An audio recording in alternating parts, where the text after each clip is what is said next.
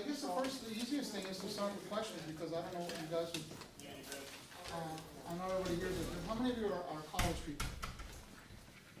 So are you taking improv classes here at school? You take an improv class. We have improv 1, improv 2. You have a year worth of improv, or you just have one class? I think it's improv 1, and we'll go to improv 2, then 3. Oh, so you have 2 years of improv, which is basically what it is at all 4-year institutions. Well, and for the high school guys, did you see Jamie's thing? Oh, yeah. Were you guys here for that? Oh, yeah. I don't know if he talked about improv and all that kind of stuff, but really, I don't know any of us that haven't used his material in terms of all the improv stuff. So, the one thing for me about improvisation, and I learned it from these guys, from Gary Lindsay, who's over there, and Gary Keller, and we all went to school together, but at UM with Whit. I see everything from terms of mathematics, you know, and if I look at music like this, that's your XY graph. Chords do this, and rhythm does that. So rhythm implies time, and this is going to imply frequency, or the pitch of the notes, so they're going to go up. So really, when you're talking about improvisation, we're talking about, even though we're playing single note instruments, if you're playing an improv line, to me, you're always playing a horizontal representation of some vertical structure. In other words, a chord is a vertical function, but a chord really is a scale. And the way you know that is when you knock if you have like building blocks, like when you were little kids, or your little brothers and sisters, if they have little letter blocks, and you were to stack them up all on top of the other, and you knock them over, when you reorganize them, they typically make up the word. So if you had the word, colossal, well, you'd have to find a word that had differential, all different letters. But if we had the word Aebersold, and we changed a couple of letters, and we stacked them all up, they'd look one way or they'd sound one way. But when we knock them over and we find them horizontally across the way we normally read music in terms of a scale, they have the same function. When I was first starting to improvise, as a kid, I didn't know any of the stuff that I learned later on. So to me, improvisation was a very foreign concept, because I didn't understand. When I saw, for example, a C chord, I knew that a C chord, a C major chord, had 3 notes in it, that it had C, E, and G. What I didn't know was that even though it said C major, what it really meant was the tonality of C major, and in reality, which one. And that you start to get into different chords have different functions depending on where they sit in the chord progression, and also depending on where you want to take those chords. But I'll give you an example of what I mean, and then I'll give you one scale that in the classical world it's called melodic minor. In the jazz world, we call it melodic minor, but we never worry about its descending form. In jazz, I come from Venezuela. We're not that sophisticated. I'm not interested in the descending form of melodic minor. It has no use to me. Natural minor is its own thing. I'm never going to play that scale coming down if I'm functioning in melodic minor. But the problem, the issue with melodic minor and its ascending form, is that of all the scales in jazz, that's the one that functions on every single chord. Funny enough. And I learned that, I was talking when we recorded together, Michael Breck and I were talking one day, and we were talking about the melodic minor scale, and he said to me, the day I learned melodic minor, it really changed my life in a sense, because I realized that you could use it for everything. And that's the case. In major, it sounds a little harsh, but it still works. So I'll show you what I mean in terms of scales. Like, for example, this is a C minor 7 chord. But that chord really, it also has a 9, and it also has an 11. That's a chord. Especially if you guys listen to Train and McCoy and all that kind of stuff, you hear those voices. But that chord,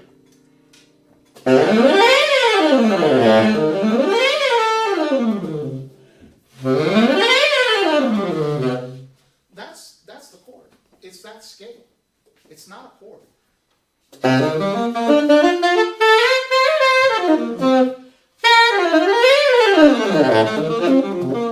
Now, in terms of improvising, what happens is that inside of that one little scale, there are all these other things. Like, for example, we all know triads to death. But one thing is to know a triad, and the other thing is to be able to play it. For example, there happen to be 3 good major triads in that chord.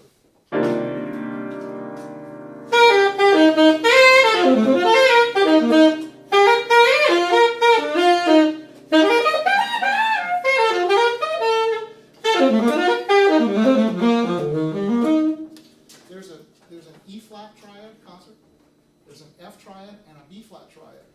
All of us know those triads. You guys have been playing them since you were little kids. The question is, can we access them when we look at a piece of music and it says C minor 7? Because from there, all of a sudden, we have the ability to create all kinds of crazy things, all kinds of melodies and all kinds of pretty things from that chord. For example.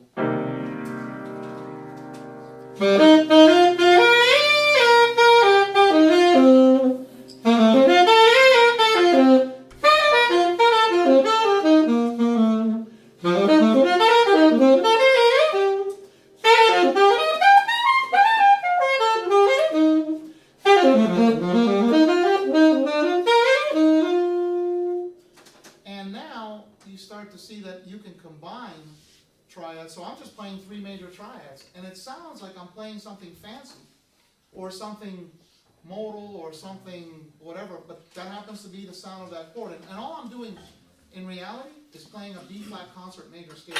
I'm playing the C major scale for the tenor players. If you're playing the tenor saxophone, all I'm playing is the C major scale. I'm just starting it on D. But it just so happens that inside of that chord, there happen to be 3 major triads. There also happen to be minor triads.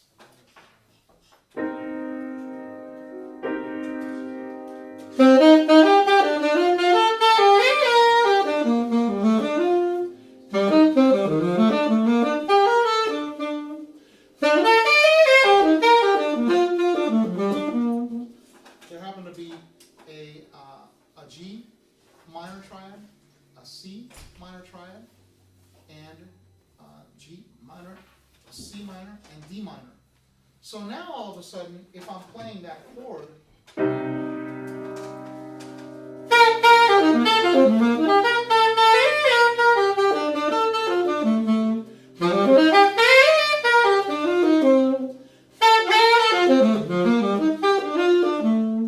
now what's beautiful about jazz is that, and what's beautiful about all music, you have a lot of freedom.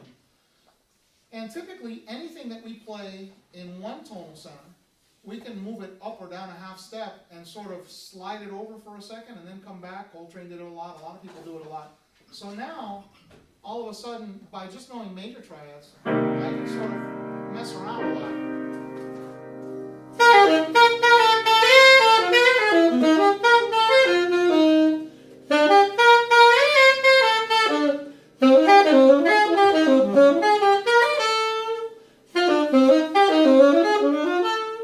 So if I find 2 triads that are a whole step apart, I put one in the middle, put a half step in the middle, and it makes it sound really slick. It makes it sound like you're playing something really fancy.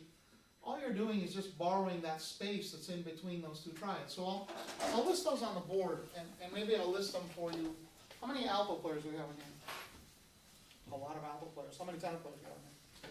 All right, so I'm going to put this in terms of, here's the piano one, right? And so these are all major triads, and not major 7, but just major triads. F major triad, B flat major triad.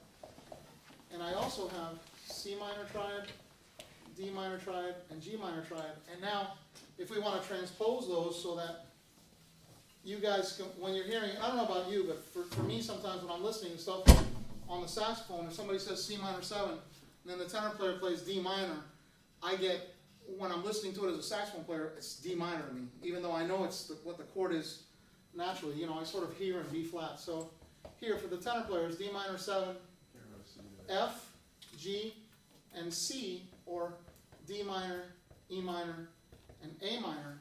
And for the alto players, you have an A minor 7 chord, And so we have C, D, and G, or we have A minor, B minor, and E minor. And now, in between these two is where I find half-step things. Now, just that one exercise alone is going to take you some time because you have to figure that out in terms of all the, and this is just the 2-chord on a 2-5-7 progression, right? Or if you're playing a modal blues, or if you're playing funky music where you're sitting on one chord for that. By the way, the minute that we take and we go and put in the bass,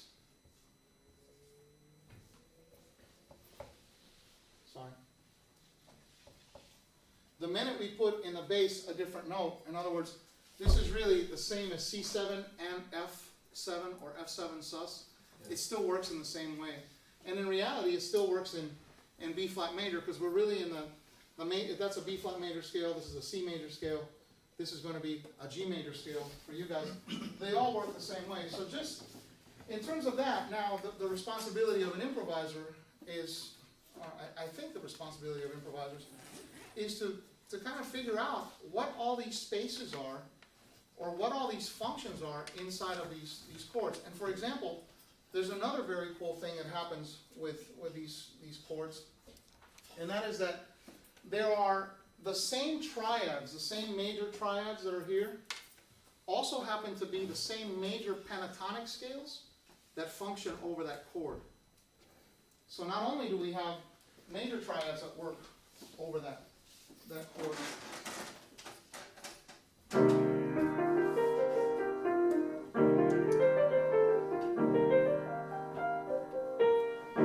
Now, what's cool about that?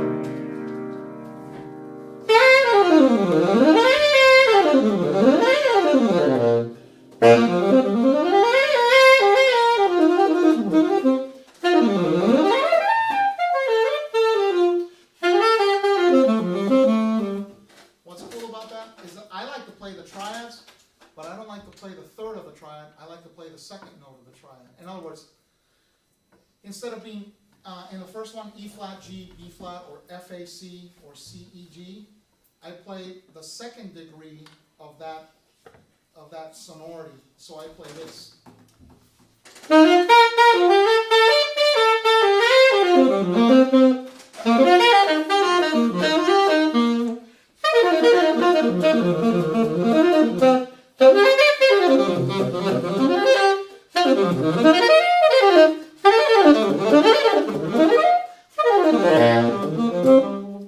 Now what happens is I get these structures, and funny enough, you always have these three kind of weird structures, these 1, 2, 5 structures for all the chords. And the beauty of it is that you have a second and a fourth. I'll write them here so you see what I'm talking about. But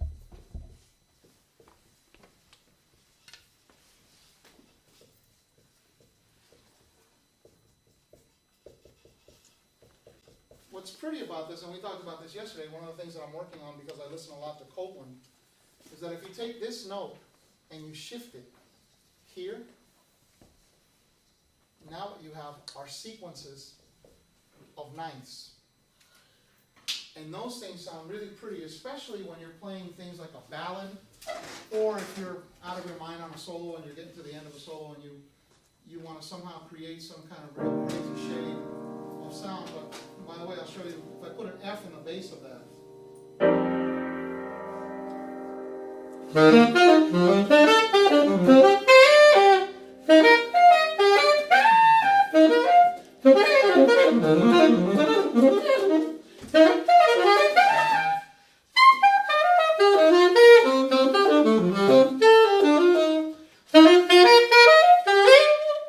You start to get colors that are really pretty in terms of playing stuff that doesn't always sound like you're playing some scale or you know, a lot of times we feel like we don't know what to play, and it happens to all of us. I mean, it happens to me all the time. I get so sick of my own playing, I just can't stand it anymore. But there's always something that you can figure out, that you can learn. So does that make sense to anybody? Mm-hmm. You guys understand that? There's a lot of information there because not only do you have major and minor triads, and these are just 3-note chords, but these also represent all the major pentatonic scales that function on that chord. And these represent major 2 chords, what we would call like if you ever see on a piano part, you'll see F2. What that really means is that it's an F chord without the third. And what's kind of cool about that is you don't really know whether that chord is major or minor. If you play it that way, a lot of times you can fool people for a while. You know, if somebody's playing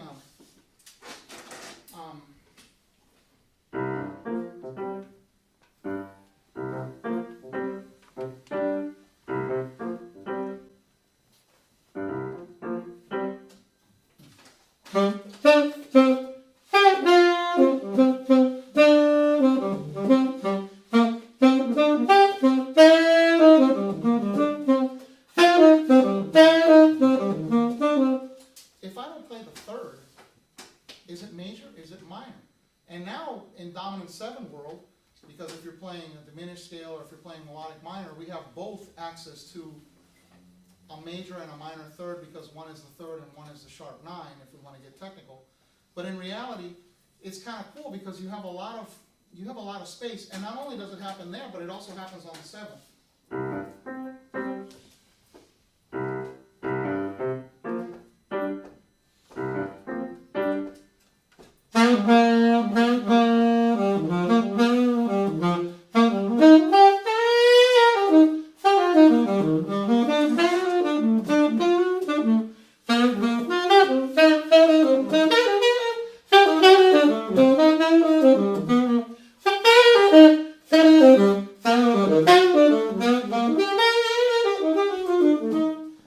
And all of a sudden you start to play C minor, and it sounds a little different than the average person playing C minor, and it really is not, you know, the genius of the people who helped us figure all this stuff out.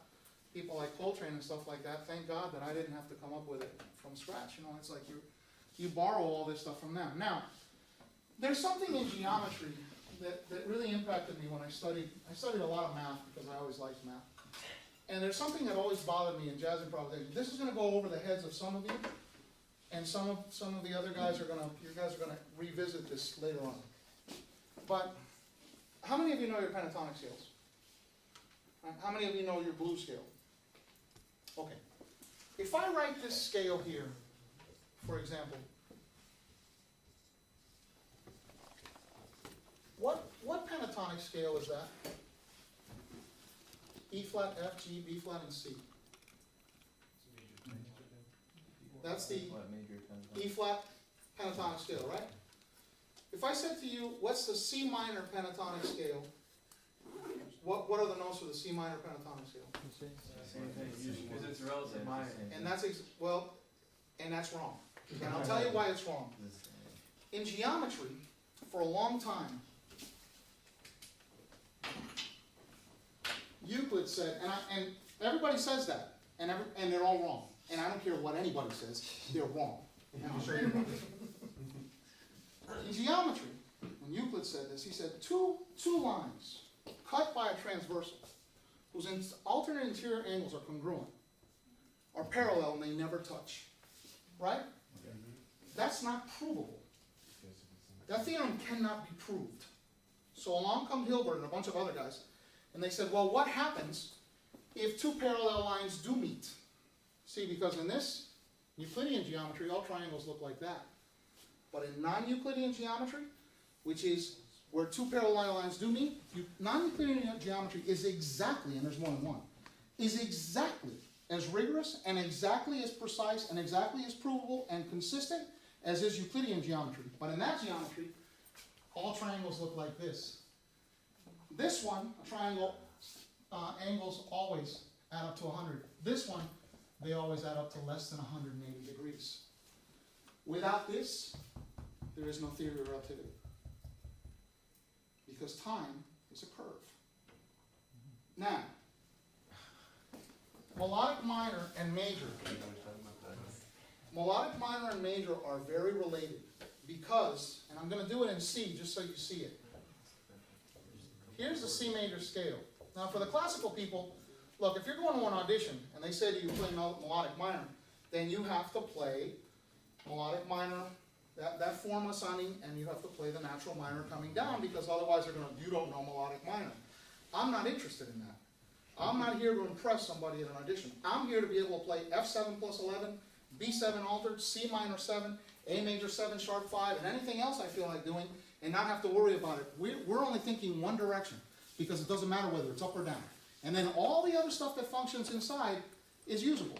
I'm not worried about a theory test. I'm worried about functionality at that point. Neither are the composers, neither are classical musicians. They know what they're doing.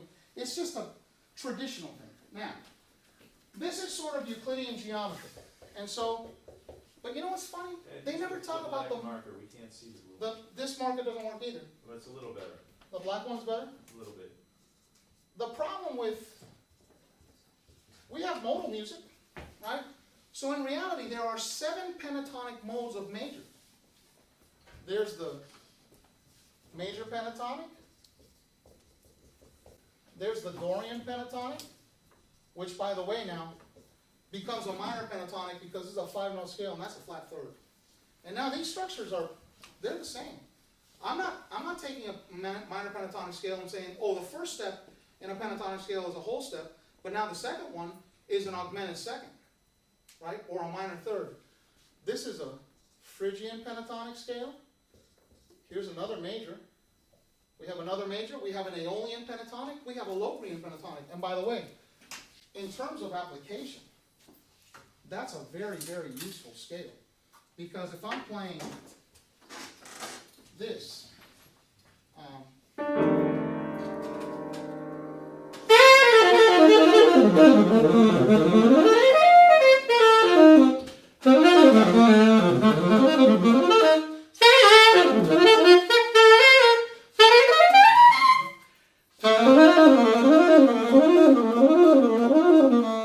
that's the 7th pentatonic of major. The 6th pentatonic of major.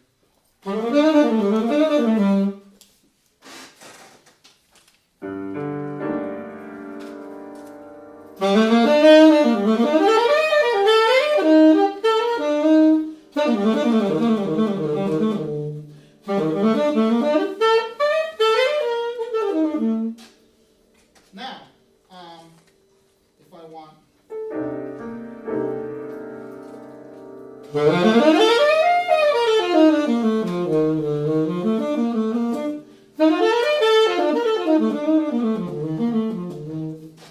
here's the beauty of melodic minor.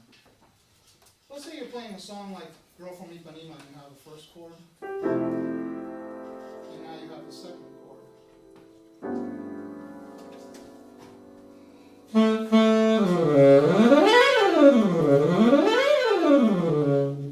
Melodic minor is just like major but with a flat third, right? I'm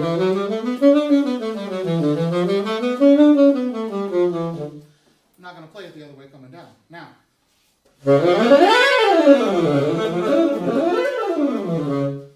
see, one type of minor pentatonic is Aeolian. That's a minor pentatonic with a flat 6. But now what happens in melodic minor, if I take this same thing and I make it melodic, I now have Dorian pentatonic,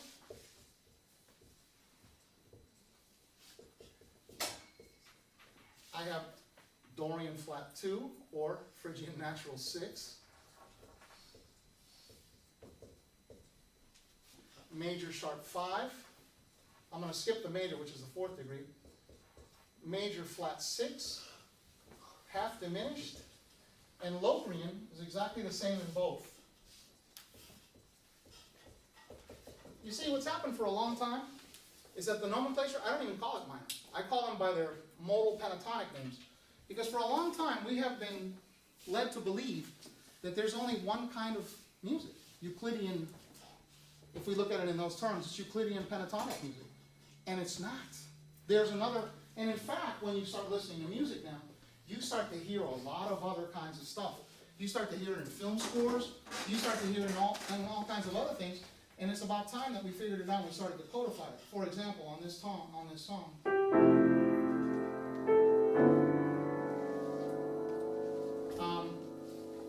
major pentatonic flat 6.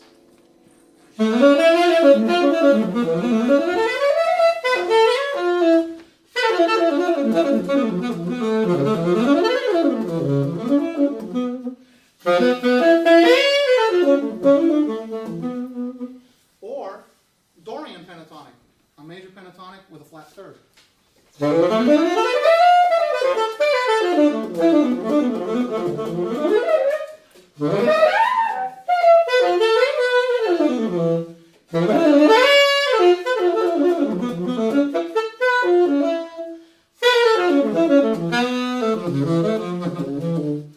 You will never find those sounds if you don't begin to look at harmony in a very different way. And by the way, the same exact thing happens in harmonic minor.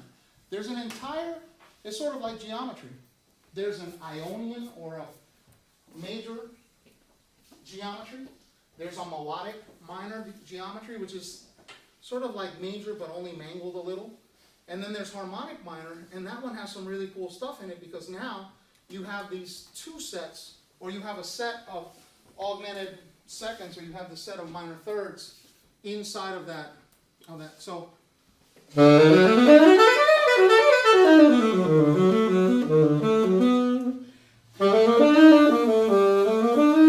if I'm playing a harmonic minor,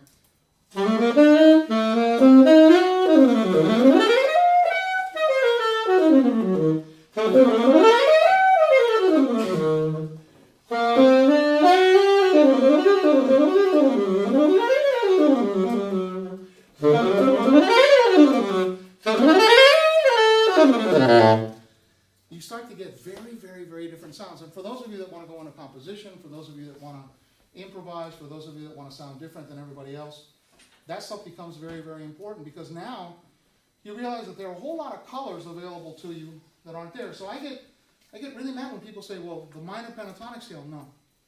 What you're playing is a major pentatonic scale and its function on a minor 7th chord. You're not playing a minor pentatonic scale. Because if you play it by itself, they say, well, a relative minor. No, it's still not even relative minor because we're looking at two completely different things. Does it work? Yeah. Could you make a whole career out of playing that and never having played the other ones? Yeah. But what happens when somebody stands next to you and plays a solo and they know all that other stuff?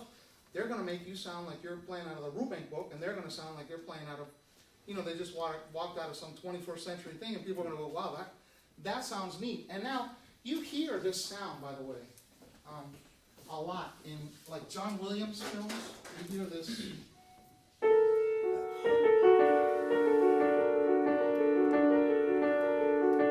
That could be this, which is major pentatonic flat 6, or it could be the 5th mode of harmonic minor, which could be this. Major pentatonic flat 2, flat 6. Or if it came from diminished, from the augmented scale or the diminished scale, you could have.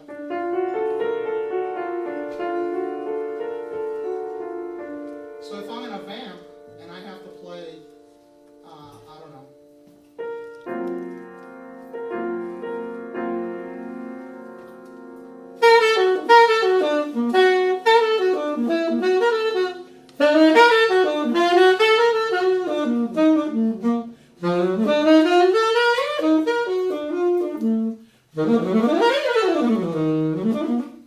You see, like, the little shades of color, and that really becomes the issue in terms of improvising once you guys get to a real advanced level. Now, on my website, I have a teaching website, and it's drcalle.com.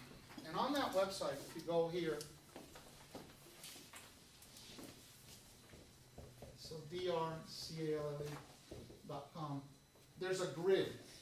And that grid will sort of give you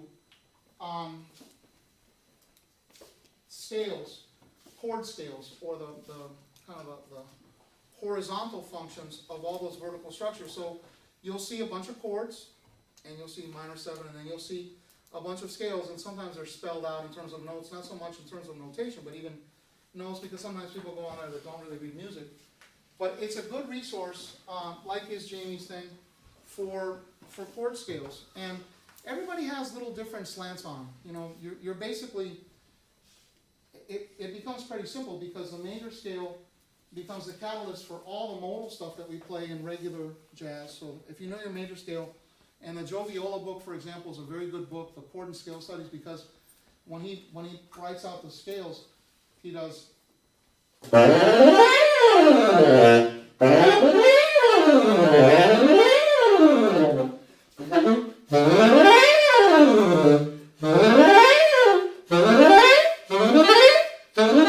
He makes you start on every note, so you're basically playing all the modes. And it's a good practice. Now, melodic minor becomes very simple, because if you know your major scales, then your melodic minor becomes super simple.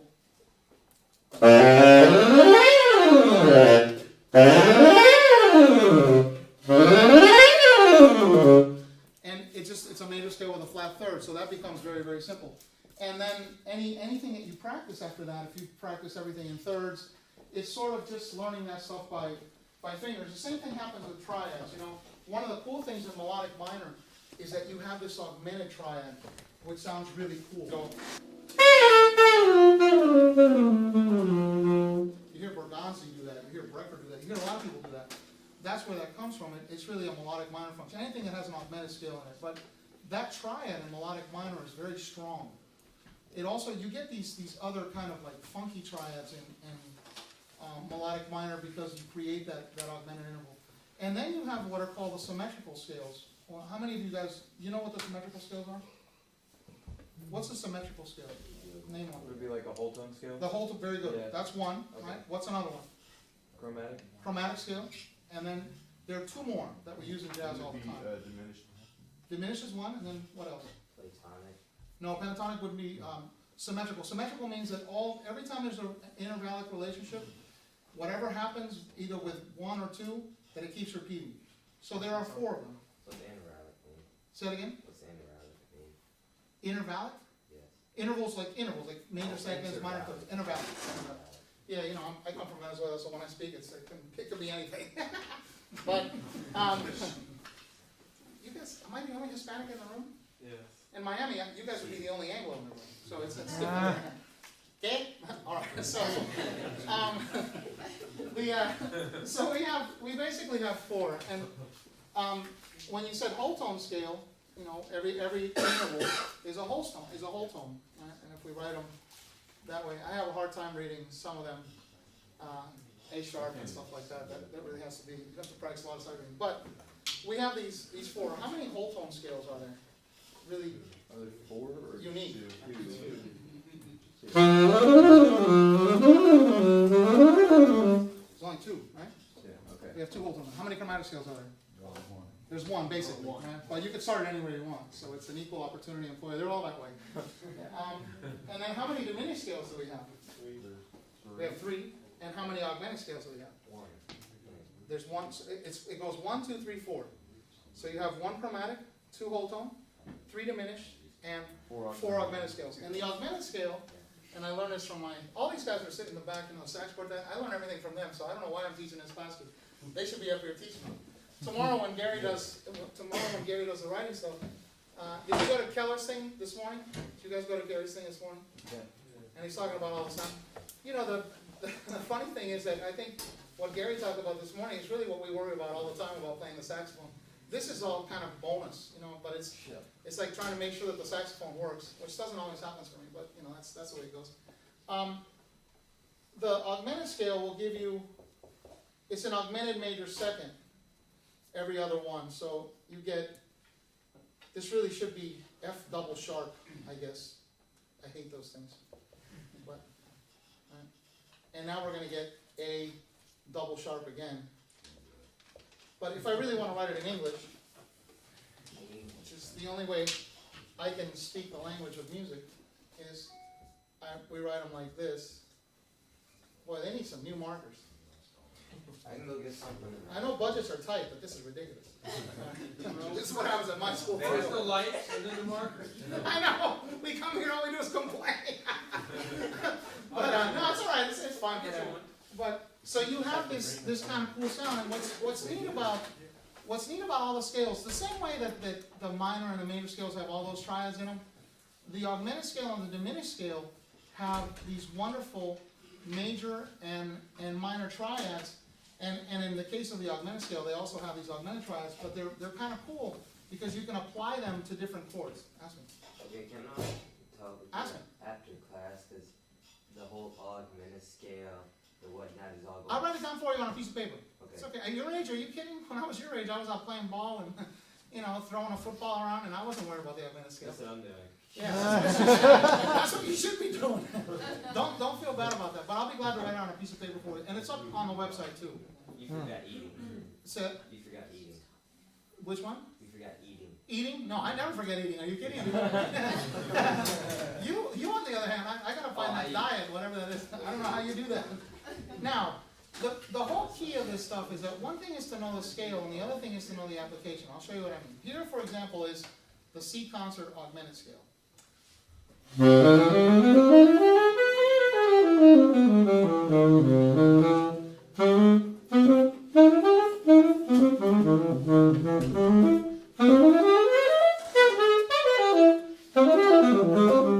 I love that. Hey, Miami colors. These are U of M colors. Thank you, sir. Yeah. All right, so you learn the 4 scales, and you can play them all to death, and if somebody comes and asks you a question, and you play them for the audition, and it's wonderful. But the real question is, can I play it somewhere where I could use it? And the answer is probably, right? And I'll show you one place where I could use that, and that would be here. Sorry.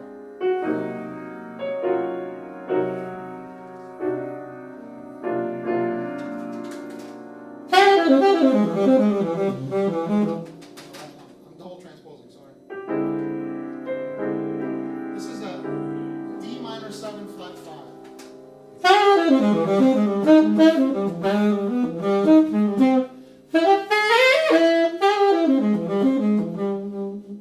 I can play it there. I could play it on G7 flat 9, sus, or just flat 9. I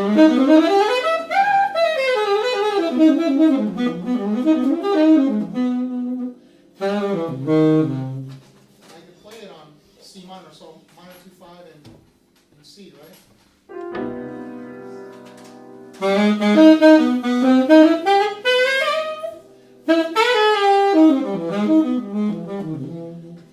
Therefore, now, if I'm playing in a minor key like that, I sort of can, if I get tired of playing, you've played a lot of choruses, because when you guys go play with your friends, and you play the same song, and you play a bunch of choruses on the same track, you're sort of practicing. There's some great tapes. When we were doing the Woody thing, the tenor player, Frank, told me that he had tapes of Coltrane where he was basically practicing on stage. Like he'd get to the gig and he'd practice on stage. And he has it all recorded, and they're going to put those tapes out. When I talked with Elvin one time, I asked Elvin the story about throwing the stick at Coltrane on the drums. Coltrane was, Elvin was sitting I was out with Sandoval, and Elvin, we were in a lobby together, and so I walked up to Elvin, and we started talking, and he was real nice. And Elvin, I asked Elvin, I said, Elvin, is it true that you threw a stick at Coltrane? And he said, yeah, it's true. I said, well, what was that about? And he said, it was during the time when we were playing impressions. He said, and you'd get to the club, and you'd walk in, and Coltrane would be in the back, and he'd be practicing. So, Jimmy and McCoy and I would be setting up, and we'd try to get his attention, and it was forget it. So we just started playing. And Al would walk train, and he'd play on impressions. And he'd play for a really long time. He said, so one night he came out, and he played this ridiculously long solo. And then McCoy came in, and he played an even longer solo. And then Train came back in, and he played even longer. He said, so man, I was tired. I got mad, and I threw the stick at him. I said, did you hit him? He goes, no. I said, what happened? He goes, well, it went right by his head, and he sort of went like this, and he kept playing. So I guess that didn't work. You have to keep playing. But it just goes to show you that sometimes when you're playing on a gig, that we're really practicing all the time. Coltrane was a master of that. He was practicing at our expense. Thank God. I kind of dig it, because you can hear him like evolving this stuff. You hear it with all the players, and as we go through the progression of learning how to play better and better, and we want to learn more stuff, we end up playing these really long solos at jam sessions and things like that. Drive the rhythm section absolutely bonkers. Your friends, the drummers and stuff, after a while they don't want to play with you anymore. because they're tired of you playing so long.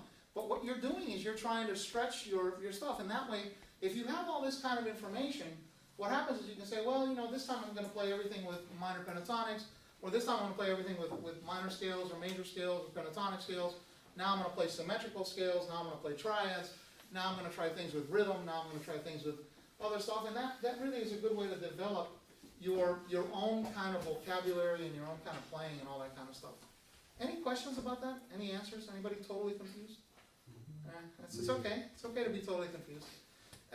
When I was your age, I called it alphabet soup. When I saw the thing and it said C7 and F7, I remember, the little soup that comes with the letters. I called it alphabet soup. I had no idea what it was talking about. I knew what a triad was. But outside of that, I didn't, extensions, what is that?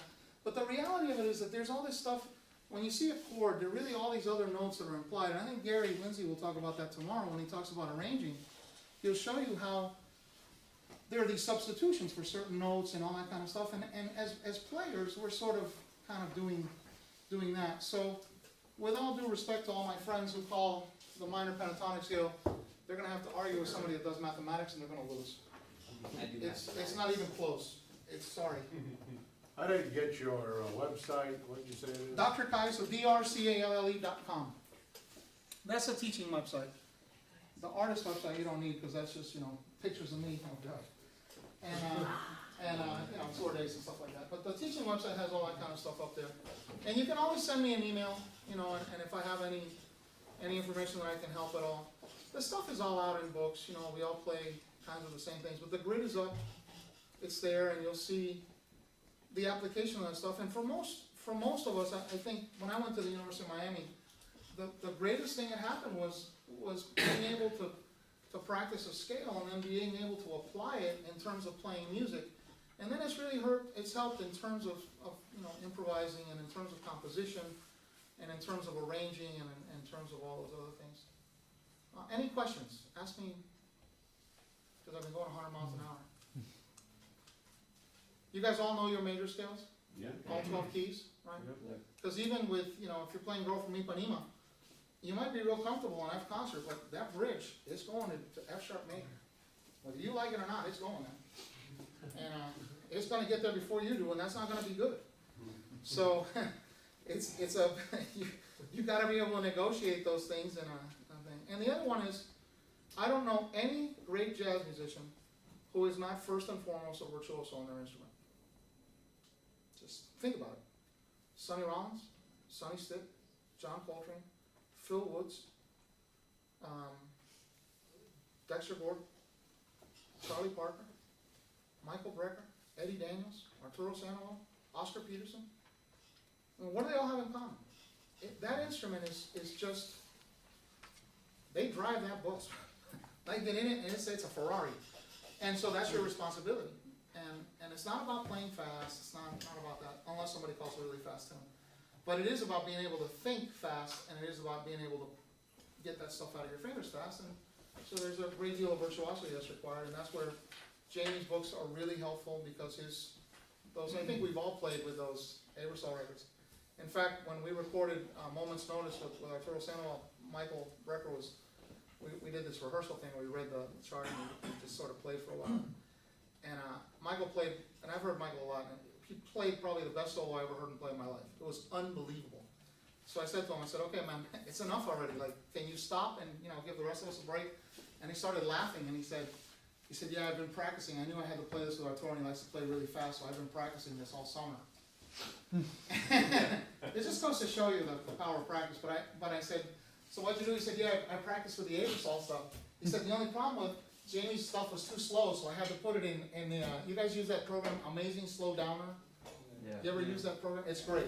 If you don't have it, it's got a silly name because the guy's from, I don't know from where, but it is the coolest program, because when it speeds stuff up or slows it down, it doesn't change the pitch, and it sounds great. And it's, I don't know, maybe $40 or something. It works on your computer. They have it for the iPad. They have it for everything. And so you can put that in there. You can speed something way up if you have to practice it that way. Or if you're transcribing, you can slow it way down, which is great. Because this interface is very slow compared to this one. Look, light goes 186,000 miles per second. Sound goes 1,120 feet per second. Makes sense. You know, the human body, this is fast. This is not so fast. This one requires a lot of training. I'm still, you know, we're all constantly training our ears. So you practice with Amazing Slow Downer and you transcribe stuff, and you don't have to transcribe a soul solo, just learn the stuff that's really cool, and then just sort of play it back, learn it in all 12 keys. Told you guys yesterday about Coltrane practicing stuff in 12 keys. That's the key. Any other questions? You guys are coming to the concert tonight, right? Yeah. So you'll hear all that stuff. You'll hear, like, you know, pentatonics, you'll hear seconds and fourths, you'll hear them, but you'll hear them in all kinds of applications, and you'll hear them from everybody. I mean, you'll hear, you know, Gary Lindsay and Mike Brignola and Gary Keller, and we all sort of play very similar stuff. We just all play them. We all play them different, and because I come from Venezuela and I'm all screwed up, I play them really different than some other guys. But we have, you know, we have that, and the more you have access. And by the way, all of you guys should learn how to play the piano. I wish I played it more. I don't have as much time anymore to do it, but the piano is such a power. Both Gary and Gary are really good piano players, and that it just makes you a better musician because you're able to hear it. Arturo Sandoval, he's, you know, I work with him all the time, and he spends a lot of time at the piano, and he always says you can see what you're thinking on the piano, and so it makes it easy for you to remember it. It makes it easy for you to play it back. Any questions about that? No questions? Anybody totally confused? All right, so I'm going to give you my email address. All right, let's make it fair. I'm going to give you my email address, and if you guys like, you can send me an email. It might take me a couple of days, but I'll get back to you. And I will send you a sheet. He gives me a new marker. I still use the same marker. Okay. I'm so silly. But here's my email. edkaye@mac, like Big Mac, food.com. edkaye@mac.com. The website is drkaye.com, so it's over here, DRCALLE. I can't help it, I'm an egghead. You know. And we'll do that. And when I talk about this, I make it a point, I make it real emphatic, not because I don't have great respect for my colleagues. By the way, how much have I learned from Jerry Bergonzi or from any of the other guys? I love those guys, and they're my heroes. But it's just that I think it's important that we explore as much that is open to us. And if it can open a door for somebody to write a piece of music, or it can open a door for you to make, you know, for you to find something that you think is really cool that then you use throughout your career that makes you sound good, I think it's great. And so that's the option. And hopefully it's something unique that you haven't heard before. And if it gave you a headache, I have stock and aspirin, so it's good. Any questions or anything like that? If not, I'll see you all tonight, and we hope you enjoy the concert.